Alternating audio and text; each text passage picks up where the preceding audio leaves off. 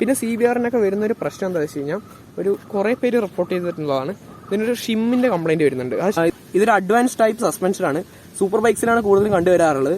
ഇതൊരു Honda CBR 250Rലുണ്ട്. അധികം ആരും പറഞ്ഞു തരുന്നില്ല എന്ന് മാത്രം. മഡ്ഗാർഡ് പൊട്ടിയപ്പോൾ അത് മാറ്റുമ്പോൾ ABS വെർഷന്റെ സ്റ്റിക്കർ ഉള്ളത് കിട്ടിയെന്ന് മാത്രം. അധികം ഹോണ്ട ബൈക്സിലൊന്നും കാണാത്തൊരു കേസാണ്. CBR 150ൽ ഈ സാധനം ഇല്ല.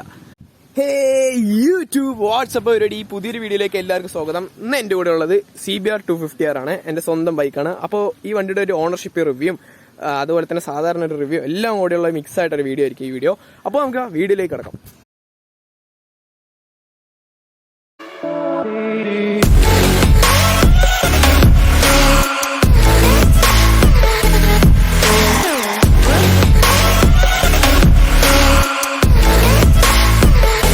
നമുക്ക് വണ്ടീനെ പറ്റിയിട്ടുള്ള കാര്യങ്ങളൊക്കെ പറയുന്നതിന് മുന്നേ ഈ വണ്ടീൻ്റെ കുറച്ച് ഇൻഫർമേഷൻ ഞാൻ പറഞ്ഞുതരാം.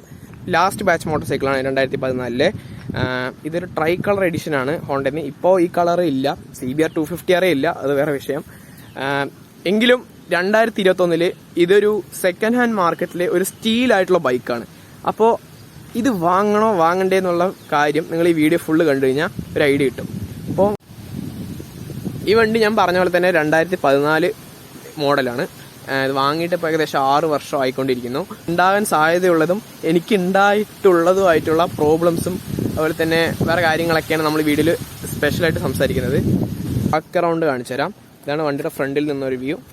ഇതാണ് വണ്ടിയുടെ ഒരു സൈഡ് പ്രൊഫൈൽ വ്യൂ. ഇനി നേരെ ബാക്കിലേക്ക് വരുമ്പോൾ ഇതാണ് വണ്ടിയുടെ ഒരു ബാക്ക് പ്രൊഫൈൽ. ഓക്കെ, നമുക്ക് വണ്ടിയിലൊന്ന് കയറിയിരിക്കാം. വണ്ടിയിൽ കയറിയിരുന്നാൽ നമുക്ക് ഏറ്റവും കൂടുതൽ ഫീൽ ചെയ്യുന്നത് ഈ വണ്ടിയുടെ ഹൈറ്റ് ആയിരിക്കും. ഇത് വളരെ ഹൈറ്റ് കുറഞ്ഞൊരു ബൈക്കാണെന്ന് വേണമെങ്കിൽ പറയേണ്ടി വരും. എൻ്റെ ഒരു ഹൈറ്റ് ഏകദേശം 5.8 ഫീറ്റ് ആണ്. എന്നിട്ട് എനിക്ക് കാലിലൊരു മടക്കൊക്കെ ഉണ്ട്, നിങ്ങൾക്ക് കാണാൻ പറ്റുമെന്ന് വിചാരിക്കുന്നു. അപ്പോൾ ഒരു 5.6 ഉള്ളവർക്കും അത്യാവശ്യം നല്ലതായിട്ട് ഫൂട്ട് പ്ലാൻ ചെയ്യാൻ പറ്റും ഗ്രൗണ്ടിൽ. നമുക്ക് മീറ്റർ ഒന്ന് ഓണാക്കാം. എനിക്ക് ഈ മീറ്ററിൽ ഏറ്റവും ഇഷ്ടപ്പെട്ടിരിക്കുന്നത് ഇതിൻ്റെ ടാക്കോമീറ്റർ തന്നെയാണ്. നല്ല രസമാണ് ഇത് കയറി പോകുന്നത് കാണാൻ. ഈ മീറ്ററിന്റെ കാര്യം പറയുമ്പോൾ വളരെ ബേസിക് ആയിട്ടുള്ള മീറ്ററാണ്. ഇന്നത്തെ ലേറ്റസ്റ്റ് ഫീച്ചർ വെച്ച് നോക്കുമ്പോൾ ഒന്നുമില്ല. ഇതിലാകെ അവൈലബിൾ ആയിട്ടുള്ളത് ഒരു ഹീറ്റ് ഗേജ് ഉണ്ട്, അതുപോലെ തന്നെ ടെമ്പറേച്ചർ ഗേജ് ഉണ്ട്, സ്പീഡോമീറ്റർ, ടാക്കോമീറ്റർ, പിന്നെ ഒരു ട്രിപ്പ് മീറ്റർ, പിന്നെ എല്ലാ വണ്ടിയിലുള്ള പോലെ തന്നെ ഒരു ഓഡോമീറ്റർ. നമുക്ക് നേരെ ഹാൻഡിൽ ബാറിൽ വരാം. റൈറ്റ് സൈഡിൽ നോക്കുകയാണെങ്കിൽ നമുക്ക് ഈ ഒരു സ്പെഷ്യൽ ബട്ടൺ ഇവിടെ അവൈലബിൾ ആയിട്ടുണ്ട്. ഹോണ്ടന്റെ കാര്യം പറയുകയാണെങ്കിൽ ഇത് വളരെ സ്പെഷ്യൽ ആയിട്ടുള്ള ഒരു ബട്ടനാണ്. വേറെ ഒന്നുമല്ല, എഞ്ചിൻ കിൽ സ്വിച്ച് ആണ്. പക്ഷെ ഹോണ്ടന്റെ കാര്യം വരുമ്പോൾ ഭയങ്കര റെയർ ആയിട്ടുള്ള ഒരു സ്വിച്ചാണ് എഞ്ചിൻ കിൽ സ്വിച്ച്. അധികം ഹോണ്ട ബൈക്സിലൊന്നും കാണാത്തൊരു കേസാണ്. CBR 150ൽ ഈ സാധനം ഇല്ല. പിന്നെ നേരെ തൊട്ട് താഴത്ത് നമുക്ക് ലൈറ്റ് ഓൺ ഓഫ് ചെയ്യാനുള്ളൊരു സ്വിച്ച് ഉണ്ട്. അതിൻ്റെ ഏറ്റവും അടിയിൽ എല്ലാ വണ്ടിയിലും പോലെ തന്നെ സെൽഫ് സ്റ്റാർട്ട് സ്വിച്ച് ഉണ്ട്. പിന്നെ നമ്മൾ റൈറ്റ് സൈഡിൽ വരുമ്പോൾ ഇവിടെ ഏറ്റവും ടോപ്പിൽ ഒരു പാസ് സ്വിച്ച് അവൈലബിൾ ആയിട്ടുണ്ട്. കുറച്ച് കഴിഞ്ഞ് കഴിഞ്ഞാൽ പിന്നെ നമുക്കൊരു high beam low beam switch കാണാം. അതിൻ്റെ തൊട്ട് താഴത്ത് ഇൻഡിക്കേറ്റർ സ്വിച്ച് ഉണ്ട്. സാധാരണ നമ്മൾ ഇന്ത്യൻ ബൈക്സിലൊക്കെ കാണുന്ന പോലെ തന്നെ ഏറ്റവും അടിയിൽ ഫോണും ഉണ്ട്. ഓക്കെ, നമുക്കിനി ഫ്രണ്ട് വീൽസിനെ പറ്റി സംസാരിക്കാം. ഇത് 17 ഇഞ്ച് വീൽസ് ആണ്. 110 സെക്ഷനാണ് ഫ്രണ്ട് ടയറിൽ വരുന്നത്. ഡിസ്കിന്റെ കാര്യം പറയുകയാണെങ്കിൽ 296 mm ഡിസ്ക്കാണ് വരുന്നത്. ഇത് നോൺ ABS ബൈക്ക് ആയതുകൊണ്ട് ബൈബ്രേന്റെ കാലിപ്പേഴ്സ് ആണ് ഫ്രണ്ടിലും ബാക്കിലും വരുന്നത്. ഇത് അത്യാവശ്യം നല്ല ബൈറ്റുള്ള കാലിപ്പറാണ്. ഇതിന്റെ ABS വെർഷനെ പറ്റി പറയുകയാണെങ്കിൽ അത് നിസിൻ കാലിപ്പേഴ്സിൽ വരുന്നതാണ്. അതിന് ഇതിനേക്കാളും കുറച്ചുകൂടെ നല്ല ബൈറ്റാണ്. ബട്ട് കമ്പാരിറ്റീവ്ലി ഈ രണ്ട് ബ്രേക്സും അടിപൊളി തന്നെയാണ്. സെഗ്മെന്റിൽ വെച്ച് നോക്കുകയാണെങ്കിൽ ഇപ്പോഴും 2021 ഈ ബൈബ്രേന്റെ കാലിപ്പേഴ്സ് അടിപൊളി തന്നെയാണ്. ABS ഇല്ലാന്നേ ഉള്ളൂ. നിസിന്റെ കാലിപ്പേഴ്സ് കുറച്ചുകൂടെ അടിപൊളിയായിരിക്കും ഇതിനെ വെച്ച് കമ്പയർ ചെയ്യുമ്പോൾ. പിന്നെ നിങ്ങൾക്ക് ഈ കമ്പൈൻഡ് ABS ഒക്കെ കാണാൻ പറ്റും. അത് വേറൊന്നുമല്ല, ഈ മഡ്ഗാർഡ് പൊട്ടിയപ്പോൾ അത് മാറ്റുമ്പോൾ ABS വെർഷന്റെ സ്റ്റിക്കർ ഉള്ളത് കിട്ടിയെന്ന് മാത്രം, അത്രേ ഉള്ളൂ. ഇനി നമുക്ക് ബാക്കിലെ വീൽസിനെ പറ്റി സംസാരിക്കാം. ബാക്ക് വീൽസിന്റെ കാര്യം പറയുകയാണെങ്കിൽ ഇത് സ്റ്റോക്കായിട്ട് വരുന്നത് 140 സെക്ഷനാണ്. ഞാനിപ്പോൾ അത് അപ്സൈസ് ചെയ്തിട്ട് 150 സെക്ഷൻ ഇട്ടിട്ടുണ്ട്. അതുകൊണ്ട് നിങ്ങൾക്ക് കാണാൻ പറ്റും കുറച്ചുകൂടെ കെർവിനെസ് കൂടിയുണ്ട്. അത് കാരണം ടയറിന്റെ സൈഡൊന്നും തേയില്ല, സെന്റർ മാത്രം തേഞ്ഞു പോകും. അതാണ് വലിയ പ്രശ്നം അപ്സൈസ് ചെയ്ത് കഴിഞ്ഞാൽ. പിന്നെ ഇതും 17 ഇഞ്ച് വീൽസ് ആണ് വരുന്നത്. 220 mm ഡിസ്ക് ആണ് വരുന്നത്. സാധാരണ കൺവെൻഷണൽ ഡിസ്ക് ആണ് ഫ്രണ്ടിലും ബാക്കിലും വരുന്നത്. പെറ്റൽ ഡിസ്ക് ഒന്നുമല്ല. ബാക്കിലെ കാലിപ്പർ ബൈബ്രയുടെ തന്നെയാണ്. ഫ്രണ്ടിലും ബാക്കിലും വരുന്നത് അലുമിനിയം അലോയ് വീൽസ് തന്നെയാണ് വരുന്നത്. നിങ്ങൾക്കെല്ലാം അറിയുന്ന കാര്യമാണെന്ന് വിചാരിക്കുന്നു. ഇനി സസ്പെൻഷനെ പറ്റി സംസാരിക്കാം. ഫ്രണ്ടിലുള്ളത് നോർമൽ ടെലിസ്കോപ്പിക് സസ്പെൻഷനാണ്. ഒരു മീഡിയം സ്റ്റിഫ് ആയിട്ടുള്ള സസ്പെൻഷനാണ്. ഫോർക്ക് ഓയിൽ നിങ്ങൾ ചേഞ്ച് ചെയ്യുമ്പോൾ കുറച്ചുകൂടെ ഓയിൽ കൂടുതൽ ഒഴിച്ചു കഴിഞ്ഞാൽ നിങ്ങൾക്ക് ഈ സസ്പെൻഷൻ കുറച്ചുകൂടെ സ്റ്റിഫ് ആക്കാൻ പറ്റും. അതുകൊണ്ട് കൂടുതൽ അടിപൊളിയായിട്ട് കോർണർ ചെയ്യാൻ പറ്റും. ഇനി ബാക്കിൽ സസ്പെൻഷൻ പറയുകയാണെങ്കിൽ ഒരു മോണോഷോക്കാണ് വരുന്നത്. ഇതിലൊരു പ്രത്യേകത എന്താ വെച്ച് കഴിഞ്ഞാൽ ഇതൊരു പ്രോലിംഗ് മോണോഷോക്ക് സസ്പെൻഷനാണ്. അതുകൊണ്ട് തന്നെ നേരെ സ്വിംഗ് ആമിലല്ല കണക്റ്റായിരിക്കുന്നത്. ഒരു ലിങ്ക് ഉണ്ട്, അതാണ് നിങ്ങൾ ഈ കാണുന്നത്. ഈ ലിങ്കാണ് സ്വിംഗ് ആമിനെ കണക്ട് ചെയ്തിരിക്കുന്നത്. ഇതൊരു അഡ്വാൻസ് ടൈപ്പ് സസ്പെൻഷനാണ്. സൂപ്പർ ബൈക്സിലാണ് കൂടുതലും കണ്ടുവരാറുള്ളത്. ഇതൊരു ഹോണ്ട CBR 250Rലുണ്ട്. അധികം ആരും പറഞ്ഞു തരുന്നില്ല എന്ന് മാത്രം. ഞാൻ നേരത്തെ പറഞ്ഞ പോലെ ഇതൊരു പ്രോ ലിങ്ക് ഉള്ള മോണോഷോക്കാണ് ബാക്കിൽ. ഇതൊരു മീഡിയം സ്റ്റിഫ്നെസ് ഉള്ള സസ്പെൻഷനാണ്. 4 സ്റ്റെപ്പ് അഡ്ജസ്റ്റബിളുമാണ്.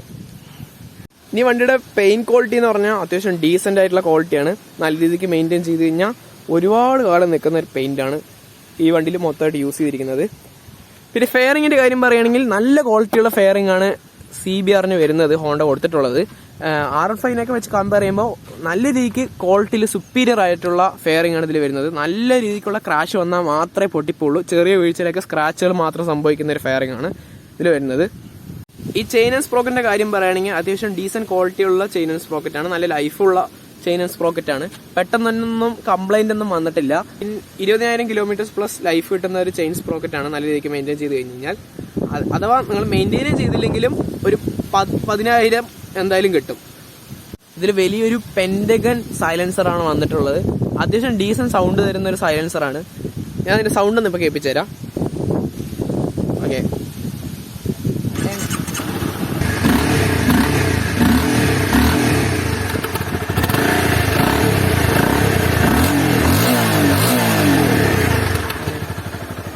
ഈ വണ്ടിയുടെ ഗ്രൗണ്ട് ക്ലിയറൻസിനെ പറ്റി പറയുകയാണെങ്കിൽ അത്യാവശ്യം കുഴപ്പമില്ലാത്തൊരു ഗ്രൗണ്ട് ക്ലിയറൻസ് ആണ്. ഞാൻ അത്യാവശ്യം ചെറിയൊരു ഓഫ് റോഡൊക്കെ ചെയ്തിട്ടുണ്ട്. എന്നിട്ട് അടിയൊന്നും മുട്ടിയില്ല. പക്ഷെ നല്ല സ്പീഡിൽ പോയി ഹമ്പൊക്കെ ചാടി കഴിഞ്ഞ് കഴിഞ്ഞാൽ അടി മുട്ടാനുള്ള ചാൻസ് നല്ലോണം ഉണ്ട്. അങ്ങനെ ഒരിക്കലും മുട്ടിയിട്ടുണ്ട്. എഞ്ചിനെ പറ്റി പറയുകയാണെങ്കിൽ ഏകദേശം 250cc എഞ്ചിനാണ്. അതേപോലെ തന്നെ ഇതിന്റെ ഗിയർ ബോക്സിനെ പറ്റി പറയുകയാണെങ്കിൽ നല്ല രീതിക്ക് ക്രിസ്പായിട്ടുള്ള ഗിയർ ബോക്സ് ആണ്. ഞാനിപ്പോൾ ഇത് ഏകദേശം 39,600 കിലോമീറ്ററോളം ക്ലോക്ക് ചെയ്തു. എന്നിട്ടും ഒരു ക്രിസ്പിനെസ്സിന് ഒരു കുറവുമില്ല. ഈ ഒരു ക്രിസ്പിനെസ് കുറയുന്നത് എപ്പോഴാണെന്ന് വെച്ച് കഴിഞ്ഞാൽ നമ്മൾ സർവീസ് ടൈമൊക്കെ അടുക്കുമ്പോൾ മാത്രം ഇത്തിരി ഒന്ന് ക്രിസ്പിനെസ്സിന്റെ ഒരു കുറവ് വരുന്നുള്ളൂ. അത് പിന്നീട് നമ്മൾ പുതിയ എഞ്ചിൻ ഓയിൽ റീഫിൽ ചെയ്ത് കഴിഞ്ഞ് കഴിഞ്ഞാൽ ഒന്നുകൂടെ വണ്ടി ഒന്ന് ഫ്രഷ് ആയ പോലെ നമുക്ക് ഫീൽ ചെയ്യാൻ പറ്റും. ആ ക്രിസ്പിനെസ് ഒക്കെ തിരിച്ച് വന്ന പോലെ നമുക്ക് ഫീൽ ചെയ്യാൻ പറ്റും. അത്രത്തോളം സുപ്രീം ആയിട്ടുള്ള എഞ്ചിനാണ് ഹോണ്ട ഇതിന് കൊടുത്തിട്ടുള്ളത്. ഈ ഒരു വണ്ടിയുടെ റിഫൈൻമെന്റിനെ പറ്റി പറയുകയാണെങ്കിൽ ഇപ്പോഴും അറിയാലോ, സിംഗിൾ സിലിണ്ടറിൽ ഒരു റിഫൈൻമെന്റ് BMW കഴിഞ്ഞ് കഴിഞ്ഞാൽ പിന്നെയുള്ളത് CBR 250R ആണ്. പല ഓട്ടോമോട്ടീവ് വ്ളോഗേഴ്സും റിഫൈൻമെന്റ് കമ്പയർ ചെയ്യുന്നത് CBRന്റെ റിഫൈൻമെന്റ് വെച്ചിട്ടാണ് മറ്റുള്ള ബൈക്ക് കമ്പയർ ചെയ്യുക. അപ്പോൾ ഇതിന്റെ ഒരു റിഫൈൻമെന്റ് ലെവൽ എത്രയാണെന്ന് പറഞ്ഞുതരാം. ഇതൊരു 8,000 to 9,000 വരെ സൂപ്പർ റിഫൈൻഡ് ആണ്. റെഡ് ലൈൻ അടുക്കുമ്പോൾ മാത്രമാണ് ഒരു വൈബ്രേഷൻ ഒക്കെ ഫീൽ ചെയ്യുക. അത് ഹാൻഡിൽ ബാറിലൊന്നും ഫീൽ ചെയ്യാൻ പറ്റില്ല. നമുക്ക് ഈ വൈബ്രേഷൻ ഫീൽ ചെയ്യാൻ പറ്റുന്നത് മിറേഴ്സിലായിരിക്കും. പിന്നെ അതുപോലെ തന്നെ ഫെയറിങ്ങിലും ചെറുതായിട്ട് ഫീൽ ചെയ്യാൻ പറ്റും. ഇനി നമുക്ക് ഈ വണ്ടിയുടെ ക്ലച്ചിനെ പറ്റി സംസാരിക്കാം. One of the lightest clutch in single cylinder എന്ന് വേണമെങ്കിൽ പറയേണ്ടി വരും. അപ്പാച്ചി RTR 200 ഓടിച്ചിട്ടുണ്ടെങ്കിൽ അത് one of the lightest clutch ആയിട്ടുള്ള ഒരു ബൈക്കാണ് സിംഗിൾ സിലിണ്ടറിൽ. അതിനേക്കാൾ ലൈറ്റസ്റ്റ് ആയിട്ടുള്ള ക്ലച്ചാണ് CBR 250R. അപ്പോൾ നിങ്ങൾക്ക് കുറച്ചുകൂടെ ഐഡിയ കിട്ടിയിട്ടുണ്ടാവും ഈ വണ്ടിയുടെ ക്ലച്ചിന്റെ ഒരു ലൈറ്റ്നെസ്. ഈ വണ്ടിയുടെ വെയിറ്റ് ഒന്നും നമുക്ക് ഓവറോൾ ഫീൽ ചെയ്യില്ല. വണ്ടി വീണ് കഴിഞ്ഞാൽ മാത്രമേ കാര്യമായിട്ട് ഫീൽ ചെയ്യുള്ളൂ. പിന്നെ പാർക്കിംഗ് ലോട്ടിൽ നമ്മളൊന്ന് വണ്ടി പുൾ ചെയ്ത് ബാക്കിലേക്ക് എടുക്കുമ്പോഴും അപ്പോഴൊക്കെ ഇതിന്റെ വെയിറ്റ് കാര്യമായിട്ട് ഫീൽ ചെയ്യുള്ളൂ. അല്ലാത്ത പക്ഷം വളരെ ലൈറ്റായി ഫീൽ ചെയ്യുന്ന ഒരു വണ്ടിയാണ്. ഹാൻഡിലിന്റെ ഭാഗം അത്യാവശ്യം ലൈറ്റ് ആയിട്ടാണ്. ഒരു KTMന്റെ അത്ര ലൈറ്റ് അല്ലെങ്കിലും ഒരു നല്ല രീതിക്ക് ലൈറ്റ്നെസ് തരുന്ന ഒരു ഹാൻഡിൽ ബാറാണ്. ഈ വണ്ടിയുടെ റൈഡിംഗ് പൊസിഷനെ പറ്റി പറയുകയാണെങ്കിൽ കുറച്ചൊന്ന് ലീൻഡാണ്, എന്നാൽ അത്രത്തോളം ലീൻഡ് അല്ല താനും. പക്ഷെ ഒരു ജിക്സർ 250 വെച്ച് കമ്പയർ ചെയ്യുമ്പോൾ ഒന്നുകൂടെ ഒന്ന് സ്പോർട്ടിയാണ്. ഇതിന്റെ ഫുഡ് പാക്ക് എന്ന് പറയുന്നത് കുറച്ചൊന്ന് റെയർ സെറ്റാണ്. അധികം ഡിസ്കംഫർട്ട് ഒന്നും ഫീൽ ചെയ്യാത്ത ഒരു ഫുഡ് പാക്ക് പൊസിഷനാണ്. മൊത്തത്തോളം ഇതിന്റെ റൈഡിംഗ് പൊസിഷൻ എന്ന് പറയുന്നത് കുറച്ച് കംഫർട്ട് ആയിട്ടുള്ള പൊസിഷനാണ്. മറ്റുള്ള സ്പോർട്ടി ബൈക്സിനൊക്കെ വെച്ച് കമ്പയർ ചെയ്യുമ്പോൾ സ്റ്റിൽ ഒരു സ്പോർട്ട്നെസ് തരുന്ന വണ്ടിയാണ്. നിങ്ങൾക്ക് സ്പോർട്ട്നെസ് അത്ര വേണമെങ്കിൽ വണ്ടിയുടെ ഇവിടെ ഇരുന്ന് ഓടിക്കാം. അല്ലെങ്കിൽ നല്ലോണം സ്പോർട്ടിനെസ് വേണമെന്നുണ്ടെങ്കിൽ കുറച്ചൊന്ന് ബാക്കിലിരുന്ന് ലീൻ ചെയ്ത് ഓടിക്കാനും പറ്റും. അങ്ങനെ ഒരു ഡ്യുവൽ ക്യാരക്ടറുള്ള ബൈക്കാണ് CBR 250R. ഈ വണ്ടിന്റെ പവർ ഡെലിവറിനെ പറ്റി പറയുകയാണെങ്കിൽ ഫുൾ പവർ വരുന്നത് ഒരു 6,000 കഴിഞ്ഞിട്ടാണ്. RPM 6,000 RPM കഴിഞ്ഞിട്ടാണ് ഇതിന്റെ പവറൊക്കെ ഒന്ന് കിക്ക് ചെയ്ത് വരുന്നത്. അതുവരെ സാധാരണ ഒരു 150cc ഓടിക്കുന്ന പോലെ ലാഘവത്തോടെ സിമ്പിളായി ഓടിക്കാൻ പറ്റുന്ന ഒരു ബൈക്കാണ് CBR 250R. പക്ഷേ ആ ഒരു 6,000 കഴിഞ്ഞ് കഴിഞ്ഞാലാണ് ഇതിന്റെ ശരിക്കത്തിന്റെ ഫുള്ള് നമുക്ക് ശരിക്കും ഫീൽ ചെയ്യാൻ പറ്റുക. ഇതിന്റെ ടയേഴ്സിന്റെ കാര്യം പറയുകയാണെങ്കിൽ നല്ല ഗ്രിപ്പ് വരുന്ന ടയറാണ്. ഇതിന്റെ സ്റ്റോക്ക് വരുന്നത് കോണ്ടിനെന്റലിന്റെ കോണ്ടിഗോ പറഞ്ഞ ടയറാണ്. പക്ഷേ ഇത് ഞാൻ പെട്ടിരിക്കുന്നത് MRF ആണ്. ഇനി ഒരു വിൻഷീൽഡിന്റെ കാര്യം പറയുകയാണെങ്കിൽ ഒരു 100-110 കിലോമീറ്ററിൽ നമ്മൾ ടക്ക് ഡൗൺ ചെയ്യാതെ തന്നെ വിൻ ബ്ലാസ്റ്റ് പ്രൊട്ടക്ട് ചെയ്യുന്ന ഒരു വിൻഷീൽഡാണ് സ്റ്റോക്കായിട്ട് ഇതിന് വരുന്നത്. ഇതിപ്പോൾ സ്റ്റോക്ക് വിൻഷീൽഡ് തന്നെയാണ്, മാറ്റിയിട്ടൊന്നുമില്ല. പിന്നെ അതിനുശേഷം ഒരു 120 ശേഷം നമുക്ക് ടക്ക് ഡൗൺ ചെയ്താലേ കറക്റ്റായിട്ട് ആ ഒരു എയർ പോക്കറ്റിൽ നമുക്ക് ഇരിക്കാൻ പറ്റുള്ളൂ. അല്ലെങ്കിൽ വിൻ ബ്ലാസ്റ്റ് ഫീൽ ചെയ്ത് തുടങ്ങും. പിന്നെ ഒരു ഹെഡ്ലൈറ്റിൻ്റെ കാര്യം പറയുകയാണെങ്കിൽ നല്ല രീതിക്ക് വിസിബിലിറ്റി ഉള്ള ഒരു ഹെഡ്ലൈറ്റാണ്. ഹൈ ബീമും ലോ ബീമും ഒരേപോലെ നല്ല രീതിക്ക് പെർഫോം ചെയ്യുന്ന ലൈറ്റാണ്. പക്ഷേ ഹാലോജൻ ആയതുകൊണ്ട് തന്നെ കുറച്ചധികം ഹീറ്റ് ആവുന്നുള്ളതാണ് ഇതിലൊരു പ്രശ്നം. ഈ രണ്ട് സൈഡ് ഞാൻ പറഞ്ഞ പോലെ തന്നെ പാർക്ക് ലൈറ്റും ഹാലോജൻ തന്നെയാണ്. ഈ വണ്ടി ഒന്ന് മറിഞ്ഞു വീട് കഴിഞ്ഞാൽ ഉണ്ടാകുന്ന പ്രശ്നം എന്താ വെച്ചാൽ ഫെയറിങ്ങിന് കാര്യമായിട്ട് പ്രശ്നം വരാൻ സാധ്യത കുറവാണ്. അത് നല്ല ക്രാഷ് ആണെങ്കിൽ മാത്രമേ അങ്ങനെയൊക്കെ സംഭവിക്കുള്ളൂ നല്ല സ്പീഡിൽ. പക്ഷേ മറിഞ്ഞു വീണ് കഴിഞ്ഞ് കഴിഞ്ഞാൽ സാധാരണ പോലെ നമ്മൾ സ്റ്റാൻഡിൽ നിന്നൊക്കെ വീണ് കഴിഞ്ഞ് കഴിഞ്ഞാൽ ഈ ലിവറെല്ലാം ബെൻഡ് ആവും. രണ്ട് സൈഡിലും ബ്രേക്ക് ലിവറും ക്ലച്ച് ലിവറും ബെൻഡ് ആവാൻ ചാൻസ് ഉണ്ട്. അതുപോലെ തന്നെ ഈ ഗിയർ ലിവർ അതുപോലെ തന്നെ ഇപ്പുറത്തുള്ള ബ്രേക്ക് പെഡൽ എല്ലാം ബെൻഡ് ആവാനുള്ളൊരു ചാൻസ് കാര്യമായിട്ടുള്ളൂ. ബാക്കി എല്ലാ രീതിക്കും ഓക്കെയാണ്. ബാക്കി എല്ലാ രീതിയും നല്ല രീതിക്കാണ്. ഈ മിററിലൊന്ന് പൊട്ടിപ്പോകാനുള്ള ചാൻസ് ഉണ്ട്. മിററിൻ്റെ ഒരു പ്രൈസ് എന്ന് പറയുന്നത് ഏകദേശം 600 രൂപയ്ക്കാണ് വരുന്നത്. ഇതിൽ സർവീസ് ഒക്കെ പറയുകയാണെങ്കിൽ 1,6,000 കിലോമീറ്റേഴ്സാണ് വരാറുള്ളത്, അല്ലെങ്കിൽ 6 months. ഞാൻ 6,000 കിലോമീറ്റർ ആകുമ്പോഴാണ് ചെയ്യാറുള്ളത്. ഞാനൊരു മാസക്കണക്കിന് ഇതുവരെ ബൈക്ക് സർവീസ് ചെയ്യില്ല. അങ്ങനെ ചെയ്യുന്നത് ശരിക്കും മണ്ടത്തരമാണ്. അങ്ങനെ ചെയ്യരുതെന്നാണ് എൻ്റെ അഭിപ്രായം. ആ ഷോറൂമുകാർക്ക് പൈസ ഉണ്ടാക്കുന്ന ഒരു രീതിയാണ്. കിലോമീറ്റേഴ്സ് ആയാൽ മാത്രം വണ്ടി കൂടുതൽ സർവീസ് ചെയ്യാം. പിന്നെ വണ്ടി കിലോമീറ്റേഴ്സിന് വേണ്ടി കാത്തിരിക്കരുത്. വണ്ടി ഒന്ന് റഫായി തുടങ്ങി കഴിഞ്ഞാൽ ഓയിൽ മാറാനായി എന്നാണ് എൻ്റെ അർത്ഥം. അപ്പം തന്നെ ഒന്ന് ഓയിൽ ചേഞ്ച് ചെയ്ത് പുതിയ ഓയിൽ മാറ്റുക. അപ്പോൾ ഇതിൻ്റെ ഓയിൽ സർവീസ് സാധാരണ ജനറൽ സർവീസിന് ഒരു 2,000 രൂപയ്ക്കുള്ളിലാണ് വരാറുള്ളത്. പാർട്ട് ചേഞ്ച് ഒക്കെ ഉണ്ടെങ്കിൽ കുറച്ചുകൂടെ നല്ല രീതിക്ക് വില കൂടും. ഞാൻ നേരത്തെ പറഞ്ഞല്ലോ, ബ്രേക്ക് പാഡ്സിനൊക്കെ നല്ല വില വരുന്നുണ്ട് അത്യാവശ്യം. ചൈന സ്പ്രോക്കിൻ്റെ കാര്യം പറയുകയാണെങ്കിൽ 4,000 രൂപയ്ക്കുള്ളിലാണ് ഇതിൻ്റെ പ്രൈസ്. ഈ ബൈക്കിൻ്റെ ഒരു പ്രത്യേകത എന്താ വെച്ച് കഴിഞ്ഞാൽ ഇതിൻ്റെ സാധാരണ തേയ്മാനം വരുന്ന പാർട്ടല്ല നല്ല രീതിക്ക് വില കുറവ് തന്നെയാണ് മറ്റുള്ള ജാപ്പനീസ് ബൈക്സ് ഒക്കെ വെച്ച് നോക്കുമ്പോൾ.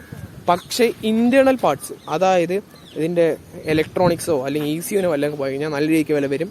20,000 രൂപയ്ക്ക് മേലെ ഉറപ്പായിട്ടും പോകും. അതുപോലെ എഞ്ചിനുള്ള പാർട്സിൽ ഏറ്റവും വില കുറവുള്ളത് ക്ലച്ച് മാത്രമാണ്. ക്ലച്ച് പ്ലേറ്റ്സിനൊക്കെ ഒരു 3,000 അല്ലെങ്കിൽ 4,000 രൂപയ്ക്കുള്ളിലാണ് വരാറുള്ളത്. പക്ഷേ ഇതിൻ്റെ എഞ്ചിന് വല്ലതും കാര്യം സംഭവിച്ചു കഴിഞ്ഞ് കഴിഞ്ഞാൽ നല്ല രീതിക്ക് പ്രൈസ് വരും. പക്ഷെ അങ്ങനെയൊന്നും എഞ്ചിൻ പെട്ടെന്നൊന്നും തകരാറാവുന്ന ടൈപ്പിലല്ല ഹോണ്ടൻ്റെ എഞ്ചിൻ ഉള്ളത്. ബാക്കി എല്ലാ രീതിക്കും ഇത് മെയിൻറ്റെയിൻ ചെയ്യാൻ നല്ല രീതിക്ക് ഫ്രണ്ട്ലിയാണ്, പോക്കറ്റ് ഫ്രണ്ട്ലി തന്നെയാണ് ഈ ഒരു CBR 250R. ഇതിൻ്റെ ടാങ്ക് റേഞ്ച് എന്ന് പറയുന്നത് ഒരു 13 ലിറ്ററാണ്. അത് വെച്ചിട്ട് ഒരു 400 കിലോമീറ്ററൊക്കെ നമുക്ക് പുഷ് ചെയ്യാൻ പറ്റും. എനിക്ക് 29 തൊട്ട് 35 വരെയാണ് ഇതിൽ മൈലേജ് കിട്ടിയിട്ടുള്ളത് ഇതുവരെ.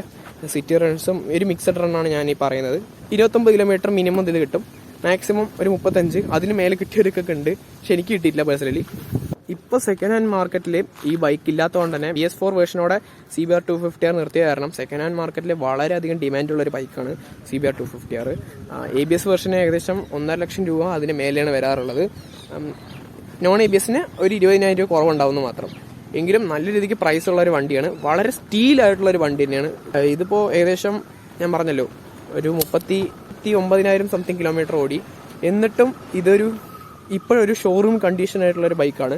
പ്രത്യേകിച്ച് ഇതിൻ്റെ എഞ്ചിൻ ഒന്നും സംഭവിച്ചിട്ടില്ല, ഭയങ്കര ഡീസൻ്റ് ആയിട്ടുള്ള ഒരു എഞ്ചിനാണ്. പിന്നെ CBRനൊക്കെ വരുന്നൊരു പ്രശ്നം എന്താ വെച്ച് കഴിഞ്ഞാൽ ഒരു കുറേ പേര് റിപ്പോർട്ട് ചെയ്തിട്ടുള്ളതാണ്, ഇതിനൊരു ഷിമ്മിൻ്റെ കംപ്ലയിൻറ്റ് വരുന്നുണ്ട്. ആ ഷിമ്മിൻ്റെ ഒരു ചേഞ്ച് ചെയ്യാൻ ഒരു 1,400 രൂപ അതിനുള്ളിലാണ് ആ ഷിമ്മിൻ്റെ പ്രൈസ് വരുന്നത്. പിന്നെ ഈ എഞ്ചിനൊക്കെ ഒന്ന് അഴിക്കണം, അപ്പോൾ അതിൻ്റെയൊക്കെ ഒരു ലേബർ കോസ്റ്റും വരും. എല്ലാം കൂടെ ഒരു 3,000 രൂപയ്ക്കൊക്കെ ഉള്ളിലാണ് സാധാരണ വരാറുള്ളത്. ഇതൊരു ഷിമ്മിൻ്റെ പ്രശ്നം വരുന്നുണ്ട്. ആ പ്രശ്നം വന്നു കഴിഞ്ഞാൽ നിങ്ങൾക്ക് എങ്ങനെ മനസ്സിലാക്കാൻ പറ്റുമെന്ന് വെച്ച് കഴിഞ്ഞാൽ നിങ്ങളുടെ എഞ്ചിന് ഒരു ടാപ്പറ്റ് നോയ്സ് വരും, അതായത് നമ്മൾ ഈ ചെലങ്കടയൊക്കെ ഒരു സൗണ്ടില്ലേ അത് വരും. അങ്ങനെ വന്നു കഴിഞ്ഞ് കഴിഞ്ഞാൽ ഇത് ഷിമ്മ് മാറ്റാനായി എന്നാണ് നിങ്ങൾക്ക് മനസ്സിലാക്കേണ്ടത്. ഇതിപ്പോൾ ഒരു 40,000 കിലോമീറ്ററിൻ്റെ അടുത്ത് ഇപ്പോൾ ഓടിയുണ്ട് വണ്ടി. എന്നിട്ട് ഞാൻ ഇതിൻ്റെ കേബിൾസ് ആകെ ആക്സിലേറ്റർ കേബിൾസ് മാത്രമേ മാറ്റിയിട്ടുള്ളൂ. ക്ലച്ച് കേബിൾസ് ഇപ്പോഴും സ്റ്റോക്ക് തന്നെയാണ്. അത്രയും ക്വാളിറ്റിയുള്ള കേബിൾസ് തന്നെയാണ്. ഇതൊരു 30,000-ത്തിന് ശേഷമാണ് ഞാൻ ഇതിൽ ആക്സിലേറ്റർ കേബിൾ മാറ്റിയിട്ടുള്ളത്. ബുള്ളറ്റൊക്കെ പോലെ 4,000-5,000 കിലോമീറ്റർ ഓടുമ്പോൾ മാറ്റേണ്ടി വരുന്നതല്ല ഇതിൻ്റെ കേബിൾസൊക്കെ. ആ ഭാഗത്തുനിന്നൊക്കെ നല്ല രീതിക്ക് വിശ്വസിക്കാൻ പറ്റുന്നൊരു വണ്ടിയാണ്. കട്ടയ്ക്ക് റിലയബിളാണ്, നിങ്ങൾ എവിടേക്കും വിശ്വസിച്ച് കൊണ്ടുപോകാം, നിങ്ങളെ വഴിക്കിടില്ല എന്നുള്ളൊരു ഉറപ്പുണ്ട്. അതാണ് ഈ ഹോണ്ടയിൽ നിന്നുള്ള ഏക ഒരു എന്താ പറയുക ബെനിഫിറ്റ്. ഇനി ഈ വണ്ടി ഹീറ്റ് ആവുമെന്ന് ചോദിച്ചു കഴിഞ്ഞാൽ ഒരു 15 മിനിറ്റൊക്കെ നല്ല ടൈറ്റ് ട്രാഫിക് 20 കിലോമീറ്ററിന് ഉള്ളിൽ മാത്രമേ നമുക്ക് ഓടാൻ പറ്റുള്ളൂ എന്നുണ്ടെങ്കിൽ ഈ വണ്ടി ഹീറ്റായി തുടങ്ങും. അതുവരെ ബാക്കി നല്ല രീതിക്ക് എയർ സർക്കുലേഷൻ സംഭവിക്കുന്നുണ്ടെങ്കിൽ നോ പ്രോബ്ലം. KTMൻ്റെ അത്രയൊന്നും ഒരു ഹീറ്റിങ്ങും ഇതിലില്ല, അതിൽ ഞാൻ ഉറപ്പ് വരാം. ഇതിൻ്റെ ടയറിൻ്റെ കാര്യം പറയുകയാണെങ്കിൽ നിങ്ങൾ ഇടുന്ന ടയർ അനുസരിച്ചിരിക്കും ഈ ടയറിൻ്റെ ലൈഫ്. ഞാൻ MRF ആണ് യൂസ് ചെയ്തിട്ടുള്ളത്, അതുകൊണ്ട് എനിക്ക് ഇതിന്ന് നല്ല രീതിക്ക് ലൈഫ് കിട്ടിയിട്ടുണ്ട്. ഏകദേശം 15,000+ കിലോമീറ്റേഴ്സ് ഓടുന്ന ടയറാണ് MRFൻ്റെ. നിങ്ങൾ മിച്ചലിനൊക്കെ യൂസ് ചെയ്താൽ കുറച്ചുകൂടി ലൈഫ് കുറവായിരിക്കും, പക്ഷേ കമ്പയർ ചെയ്യുമ്പോൾ നല്ല രീതിക്ക് ഗ്രിപ്പ് കൂടുതലായിരിക്കും. പക്ഷേ MRFൻ്റെ കാര്യം പറയുകയാണെങ്കിൽ ഇതിൽ സ്റ്റോക്കായിരിക്കും വരുന്നത്, നമ്മൾ മേടിക്കുമ്പോൾ കിട്ടുന്നത് കോണ്ടിനെൻ്റലിൻ്റെ കോണ്ടിക്കോ എന്ന് പറഞ്ഞ ടയറാണ്. ആ ടയറിനേക്കാളൊക്കെ ഗ്രിപ്പ് കൂടുതലാണ് MRFൻ്റെ ടയർ. അത്രത്തോളം മോശമൊന്നുമല്ല. സ്റ്റിൽ മിച്ചലിനും പയൽ സ്ട്രീറ്റൊക്കെ ഇട്ട് കഴിഞ്ഞാൽ നല്ല രീതിക്ക് സ്റ്റെബിലിറ്റിയും ഗ്രിപ്പും തരുന്ന ടയറാണ്. കുറച്ചുകൂടെ കോർണർ ഫ്രണ്ട്ലി ആയിരിക്കും. ഈ ടയറിനെയൊക്കെ വെച്ച് കമ്പയർ ചെയ്യുമ്പോൾ. ഈ ടയർ ഗ്രിപ്പില്ലെന്നല്ല, ഇത് ഗ്രിപ്പ് ആവണമെങ്കിൽ ഒരു 10 കിലോമീറ്ററൊക്കെ നല്ല രീതിക്ക് ഓടിക്കഴിഞ്ഞ് കഴിഞ്ഞാൽ ഒന്ന് വാമായിട്ടൊന്ന് ഗ്രിപ്പ് കിട്ടുള്ളൂ. അതുവരെ നിങ്ങൾ ഷോർട്ട് റണ്ണിലൊക്കെ ഈ ടയർ ഗ്രിപ്പ് വളരെ കുറവാണ്. അപ്പം ഈ വണ്ടി നല്ലൊരു പ്രൈസിൽ നിങ്ങൾക്ക് കിട്ടുകയാണെങ്കിൽ നല്ല രീതിക്ക് വണ്ടി നോക്കിയെടുക്കുക. കൂടുതലും പ്രശ്നങ്ങളൊന്നും എഞ്ചിൻ്റെ ഭാഗത്ത് വരുന്നില്ല, എങ്കിലും ഒന്ന് നോക്കിയെടുക്കുന്നത് എപ്പോഴും നല്ലതായിരിക്കും. സെക്കൻഡ് ഹാൻഡ് മാർക്കറ്റിൽ ഇപ്പോഴും സ്റ്റീലായിട്ടുള്ളൊരു ബൈക്കാണ് CBR 250R. 250cc ഈ വണ്ടീനെ റീപ്ലേസ് ചെയ്യാൻ ഇനി ഒരു വണ്ടിയും വരുന്നത് എനിക്ക് തോന്നുന്നില്ല. ജിക്സർ 250 വെച്ച് നോക്കുകയാണെങ്കിൽ ഇതിന് നല്ല രീതിക്ക് ടോപ്പ് എൻഡ് കൂടുതലാണ് ജിക്സർ 250 വെച്ച് നോക്കുകയാണെങ്കിൽ. പക്ഷേ ഇതിൻ്റെ മെയിൻ പ്രോബ്ലം എന്ന് വെച്ച് കഴിഞ്ഞാൽ ഇതിൻ്റെ ലോ എൻഡ് ടോർക്ക് കുറച്ച് കുറവായിരിക്കും. പക്ഷേ ഹൈ റവ്സിൽ ഒന്ന് റവ് കയറി കഴിഞ്ഞ് കഴിഞ്ഞാൽ അടിപൊളി വണ്ടിയാണ് CBR 250R. പിന്നെ ഒന്ന് വലിച്ചങ്ങനെ എടുത്തിട്ട് പോകും. ഇത് DHS എഞ്ചിനാണ്. ജിക്സറിലൊക്കെ SHS എഞ്ചിനാണ് വരുന്നത്. അതായത് ഇതിന് കുറച്ചുകൂടെ ടോപ്പ് ആൻഡ് ഫ്രണ്ട്ലി ആയിരിക്കും. കുറച്ചുകൂടെ ഹയർ ലെവലും റിഫൈൻമെൻറ്റ് കൂടിയ ബൈക്കാണ് CBR 250R. അപ്പോൾ നല്ല പ്രൈസിൽ കിട്ടിക്കഴിഞ്ഞാൽ വേറെ ഒന്നും ആലോചിക്കാനില്ല, നിങ്ങൾക്ക് ഈ വണ്ടി വാങ്ങിക്കാം സെക്കൻഡ് ഹാൻഡിൽ. ഓക്കെ, നിങ്ങൾക്ക് നല്ല പ്രൈസിൽ കിട്ടുന്നതാണെങ്കിൽ CBR 250R നല്ലൊരു ബൈക്കാണ്. 250cc സെഗ്മെൻറ്റിൽ ഇതൊരു ഹോണ്ട എഞ്ചിനാണ്. അതുകൊണ്ട് കുറച്ച് കിലോമീറ്റർ ഓടിയാലും നല്ലൊരു ബൈക്ക് തന്നെ ആയിരിക്കും. ഇതിൻ്റെ റിഫൈൻമെൻ്റ് ഒന്നും ഒരു പ്രശ്നവും സംഭവിക്കില്ല. ഒന്നുകൂടെ സർവീസ് ചെയ്താൽ ഒന്നുകൂടെ ബ്രാൻഡ് ന്യൂ ആയി ഫീൽ ചെയ്യുന്ന ഒരു ബൈക്കാണ് CBR 250R. അപ്പോൾ അത്രയേ ഉള്ളൂ നമ്മുടെ വീഡിയോ. നിങ്ങൾക്ക് ഈ വീഡിയോ ഇഷ്ടപ്പെട്ടാൽ മറക്കുക തന്നെ ലൈക്ക് ചെയ്യുക, ഇഷ്ടപ്പെട്ടില്ലെങ്കിൽ മടിക്കുക തന്നെ ഡിസ്ലൈക്കും ചെയ്യുക. ഈ ചാനൽ ആദ്യമായി കാണുന്നവരാണെങ്കിൽ ഇപ്പം തന്നെ ഒന്ന് സബ്സ്ക്രൈബ് ചെയ്യുക. നിങ്ങൾക്ക് വല്ല സജഷൻ ഉണ്ടെങ്കിൽ കമൻറ്റിലൂടെ എന്നെ അറിയിക്കുക. വേറെ നല്ല അടിപൊളി വീഡിയോസായിട്ട് പിന്നെയും കാണാം.